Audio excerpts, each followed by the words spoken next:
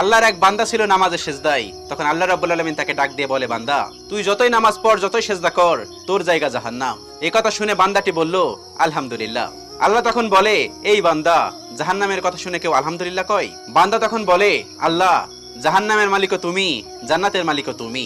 তুমি আল্লাহ খুশি হয়ে যদি আমাকে জাহান্নামও দাও, তাও আমার আপত্তি করার কোনো অধিকার নেই। আল্লাহ তখন বলেন, বান্দা, জাহান্নামে গেলে তুই পুড়ে যাবি, তোর খুব কষ্ট হবে। বান্দা তখন বলতেছে, আল্লাহ, কষ্ট শুধু আমার হবে না, তোমারও হবে। আল্লাহ তখন বলতেছে, বান্দা, তুই পুড়বি জাহান্নামের আগুনে, আমার কষ্ট হবে কেন? বান্দা তখন বলে, আল্লাহ, কোনো মায়ের কোল থেকে যদি কোনো বাচ্চা পানিতে পড়ে যায়, তাহলে কোনো মাই দূরে দাঁড়িয়ে থাকতে পারে না, দৌড়ে গিয়ে বাচ্চাকে কোলে নেয়। আমার বিশ্বাস ওই মায়ের চেয়ে কোটি কোটি গুণ দয়া তোমার বেশি।